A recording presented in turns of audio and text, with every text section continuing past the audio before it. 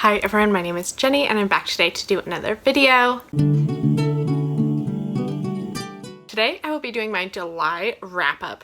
Now since I've started doing these weekly wrap-ups, this is not going to be me going in depth about the books that I read during the month of July. Instead I'm going to focus on my stats and my star ratings for the month, as well as talking about the 2 books that I finished since my last weekly wrap-up, wherein I talked about the reading rush. Let's just get into those statistics. So I ended up somehow reading 21 books this month and DNFing 1 book. I'm truly not sure how that happened because that's the most books I've ever read in a single month. It totaled out to be 5,889 pages over those 22 books, including the amount that I read in that book that I DNF'd, which, yeah, literally insane to me. I don't know how this happened. I just had a lot of time this month, I guess, and I don't think this will ever happen again, but I'm not going to complain really because there are some good books in here for sure. Over the course of the month, those 22 books included 1 audiobook, 7 ebooks, and 14 physical books. 4 of them were from the library, those 4 were all ebooks, and the rest were books that I own or received from NetGalley. Additionally, I also read 1 middle grade book, 1 young adult book, and the other 20 were adult books, and primarily those adult books were literary fiction. There were 10 literary fiction books that I read this month. And additionally, I also read 6 nonfiction books this month. So as I said, there's 2 books that I've not talked about previously on my channel. I'll give my in-depth thoughts about those 2 books at the end of going through all the star ratings of the books that I read this month, so just stay tuned for those, but they are included in like the general star ratings. Additionally, I'll also talk about briefly the 4 books that I'm currently reading as we go into August. And I will be putting out, I believe tomorrow, my August TBR talk, because I have some specific plans for August that I want to kind of keep myself held accountable to. So I will have a video talking about that coming out tomorrow. So let's just get into the books that I read this month. So first, starting with the book that I actually DNF'd, we have Fates and Furies by Groff. I didn't give this one a rating, obviously, because I DNF'd it, but I read about 225 pages, which is about halfway. So I figured it was fair to include it in kind of the books that I read this month or attempted to read. Then there was 1 book that I didn't give a rating to, and I talked about that in my weekly wrap-up. Oh, which, speaking of all of the books I talked about, I will include what weekly wrap-up they showed up in during this month. So if any of these books or my star rating or reason for star rating interests you, please go check out those videos where I talk about my full review and thoughts about each of these books. So there was 1 book that I, for a variety of different reasons, ended up not giving a rating to, and that was Hood Feminism: Notes from the Women That a Movement Forgot by Mickey Kendall, so I did not rate this one. Then there was 1 book that I gave 2 stars to, which is What You Need to Know About Voting and Why by Kim Wheel. I also gave 2.75 stars to an advanced copy that I received of Crooked Hallelujah by Kelli Jo Ford. Then moving on to my 3-star reads, we had 5 of those. The first of which was The Lager Queen of Minnesota by J. Ryan Straddle, Ella Enchanted by Gail, Carson, Levine, Kintu by Jennifer Nansubuga Makumbi, Territory of Light by Yuko Tsushima, translated by Geraldine Harcourt, and Sea Wife by Amity, Gaige. Then next up I had 1 3.5-star read, which was Red at the Bone by Jacqueline Woodson. Then I had 9 4-star reads, so it was quite a successful reading month in terms of my star ratings being skewed more towards 4 and 4.5 and 5-star reads. So my 4-star reads were In Other Words by Jhumpa Lahiri, On Earth We're Briefly Gorgeous by Ocean Vuong. I might have actually given this one 4.25 stars, but I mixed all of those 4.25s in with this kind of general 4-star pile. Lanny by Max Porter, My Brilliant Friend by Elena Ferrante, One to Watch by Kate Stayman-London, Binti Home by Nnedi Okorafor, How to Be an Antiracist by Ibram x Kendi, Say It Louder by Tiffany Cross, and The Voting Booth by Brandy Colbert. So those are the 9 books that I gave 4 stars to, and then moving into 2 books that I gave 4.5 stars to, we have Sleepovers by Ashley Bryant Phillips. This is a short story collection. Really enjoyed it, obviously. And A Burning by Megha Majumdar.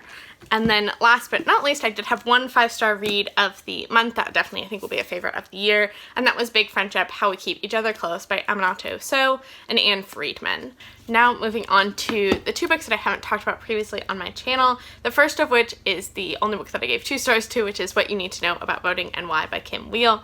This was actually an e-copy provided to me early by HarperCollins through NetGalley, so thank you so much to the publisher and NetGalley for providing me with this copy. And this actually came out on the 16th of June, but I got it only about 5 or so days before that release date, and then I decided I was going to listen to the audiobook of it after it had been published, and so I was waiting on the audiobook before it arrived. Which, first off, I will say, the audiobook I would not recommend. There are a lot of websites that are like spelled out letter by letter in the audiobook, which is incredibly grating on the nerves. And so I would really not recommend the audio experience, nor would I really recommend this book as a whole. So this is a nonfiction book that focuses its attention on the importance of voting, particularly in the American democracy, although she does briefly mention some other countries, of which there are many, that have elections and kind of the different requirements that those elections have. You know, there are some countries such as Australia where you are required by law to vote, which is obviously not the case here in America. But this nonfiction book is split into 3 sections. So the first of which is discussing how to register to vote, as that changes a lot state by state here in the United States, as well as kind of general election day rules. So what happens if you arrive to the polling place and it turns out you're not registered, etc., and kind of going through each of that state by state, as well as just kind of general concerns of like, if I am abroad but I'm a US citizen, can I still vote? Or if I've moved out of state to go to college, etc. All of those kind of questions are answered in the first section. Then the second section is more of a kind of what is the constitutional basis for voting here in America, as well as who is allowed to vote. So there's a bit of discussion about people that are incarcerated and their rights to vote depending on the stage of incarceration that they are in, whether that be that they are in prison or they're on parole, they've served out their sentence. And additionally, she also talks about the different requirements for different government positions, such as being a member of the House of Representatives, being a senator, or being president, and what are the kind of legal requirements for determining if you are eligible to become president. In the third section, she kind of discusses some of the issues surrounding voter suppression, the right to vote, and the ways in which that can be challenged and has been challenged historically, as well as kind of corruption within the government and how that affects voting outcomes. So theoretically, this book sounded interesting. I think it was going to be a nice kind of overview of this topic that is something that I'm interested in, particularly like voter suppression and mitigating voter suppression, and kind of how do we actually encourage people to participate in the democracy, and break down the cynicism that comes with so much of the corruption, particularly that stems from racism in America, in terms of creating a system that actually people feel they are in control of.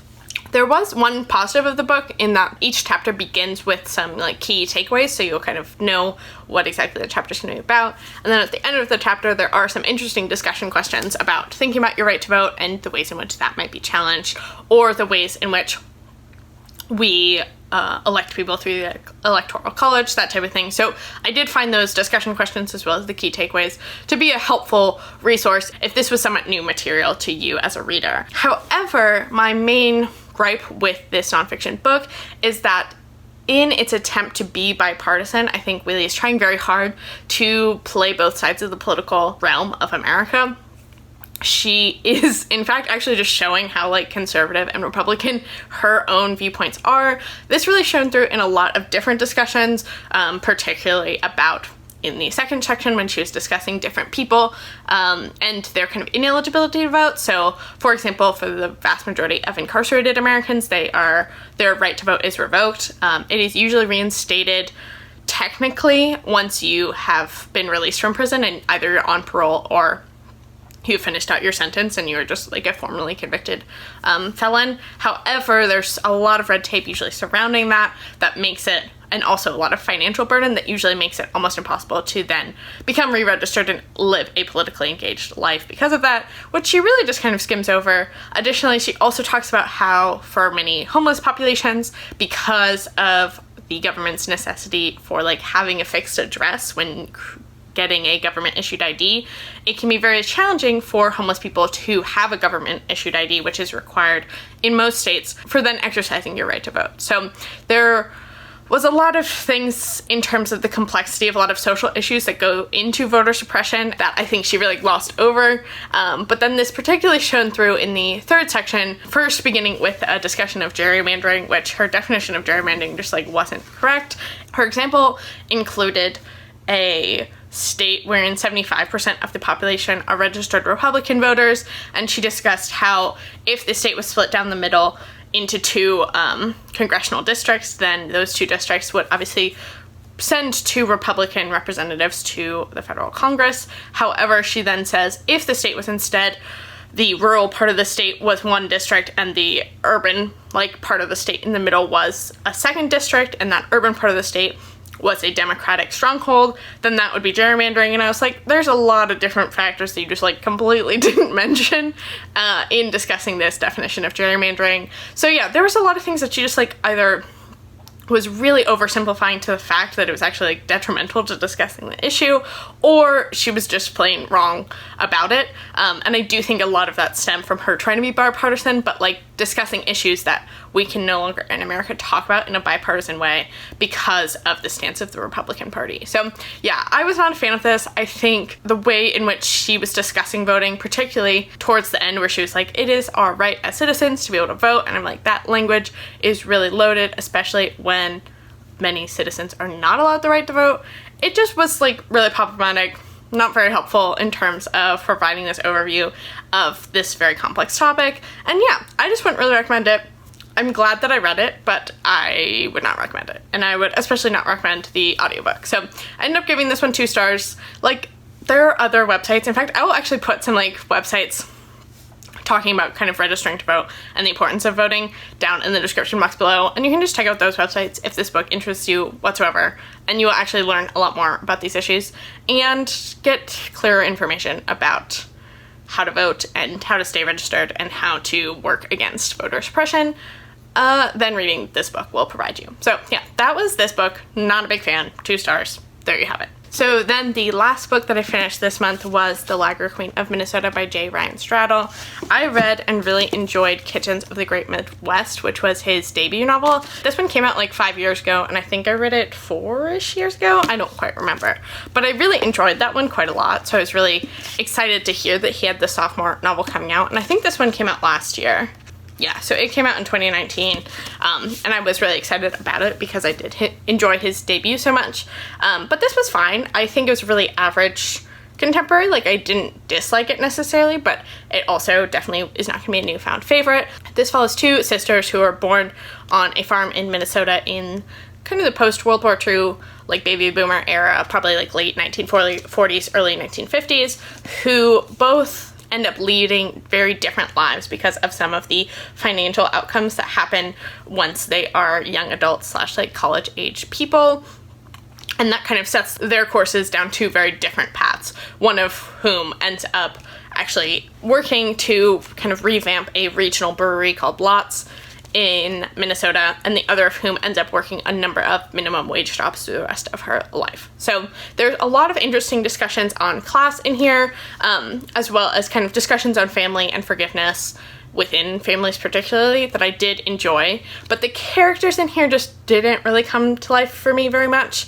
I found them all to be I don't know, just kind of like kitschy, classic contemporary characters, which I don't necessarily mind. It's just there wasn't quite enough in the rest of the story for me to really grasp onto and, like, fall in love with.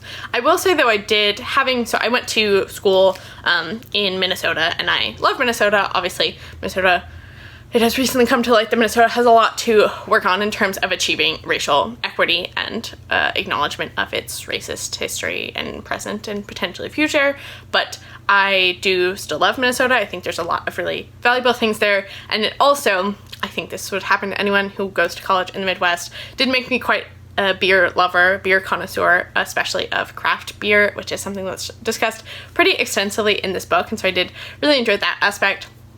As Straddle does use a lot of, like, real life craft breweries in Minnesota that I grew to love while I was living in Minnesota, so I really liked that aspect of it.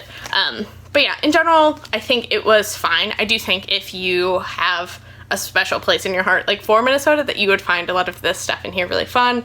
And also, if you just kind of like cute stories, there is a lot of, like, grandma age people that actually are grandmothers in this story too, so if that's something you enjoy reading about, so, like, older people as main characters, I think you'd also enjoy this.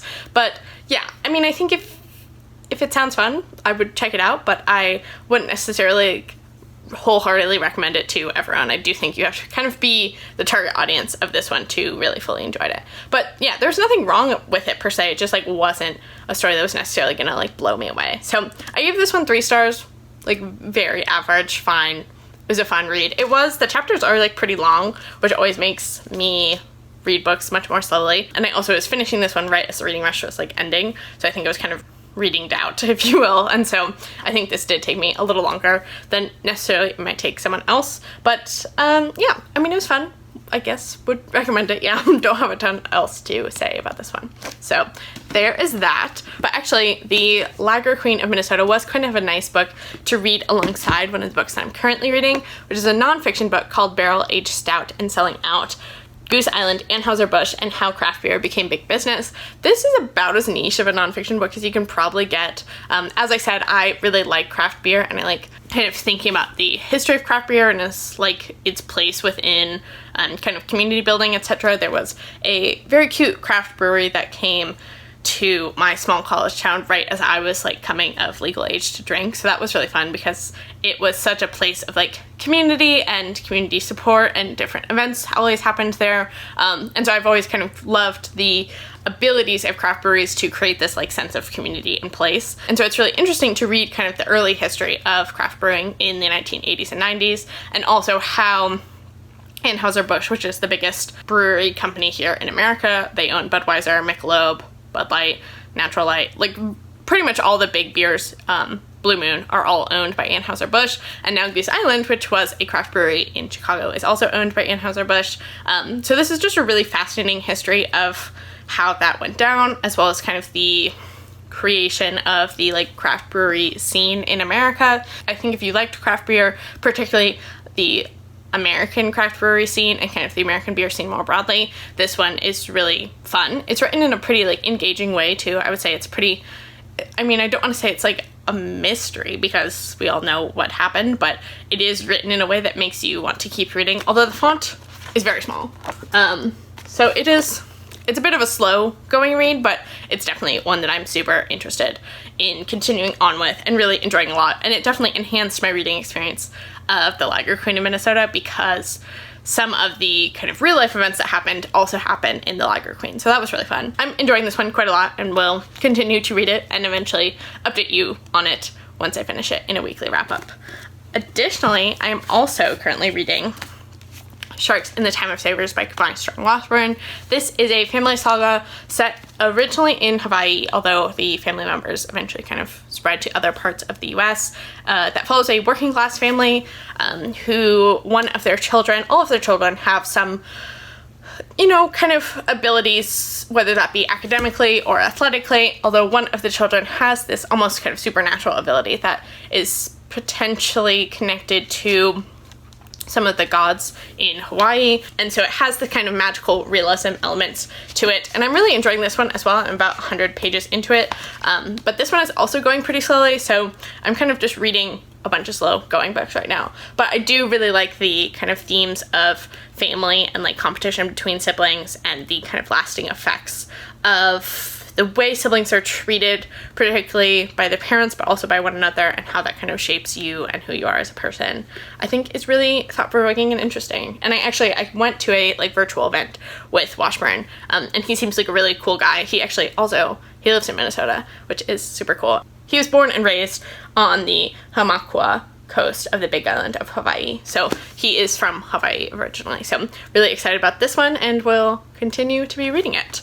Additionally, and this one is not really one that I like super even think of as like currently reading because it's going to be a very long-term project. I'm making my way through The New Daughters of Africa. I'm about like 170-ish pages into this one, and I think my plan is probably to read somewhere between like 150 and 300 pages per month in this one to finish it out by the end of the year. So working through that one and kind of talking about it more in my African Women Writers Project. And then finally, I'm also reading The New Wilderness by Diane Cook, which just got put on the long list for the Man Booker Award, which I'm really excited about.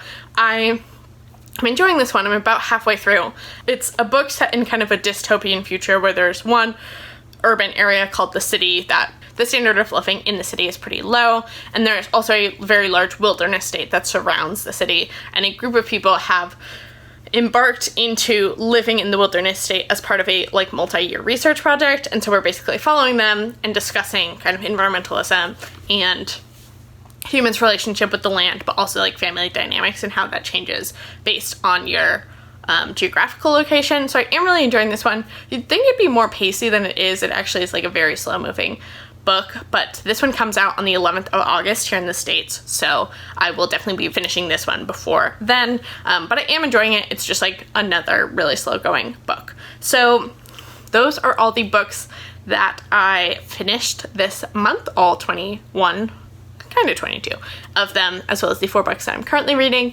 If any of the books that I talked about in this video sound interesting to you, definitely leave a comment down in the comment section below. Additionally, if you've recently found my channel, please stick around. As I said, my name is Jenny, and give my channel a subscribe. And I think that is everything. I hope you have a great rest of your reading week whenever you end up watching this, and I will talk to you next time.